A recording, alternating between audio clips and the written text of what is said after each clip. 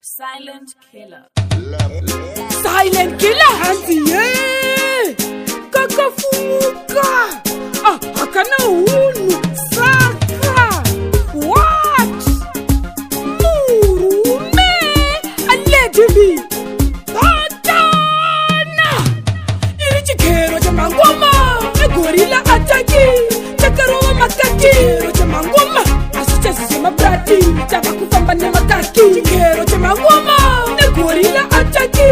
chakaro makaki cha mangoma asicha sema brati chapa kufamba na makaki kuba inu di posta kata nikuti kala ikakubari kubaya tini maposta tutenga chagwa 100 maposta tutenga putsu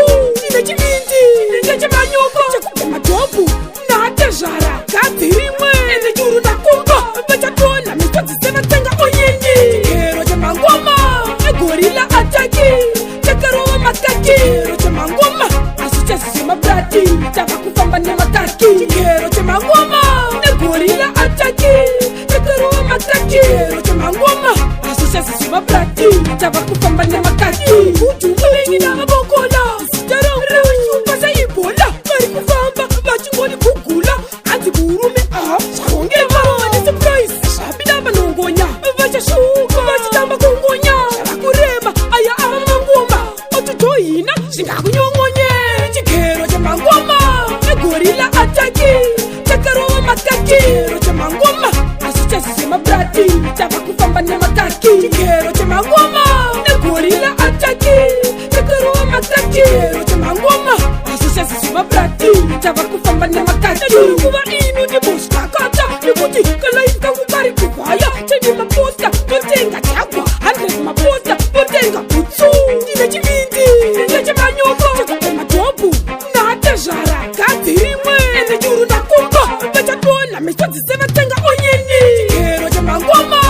gorilla ataki chakaro makaki cha mangoma asicha sema brati chapa kufamba na makaki chikero cha mangoma gorilla ataki chakaro makaki cha mangoma asicha sema brati chapa kufamba na makaki ujuwengi na mabokola sitaro rewishu pasa ibola bari kufamba bachingoni kugula anti burume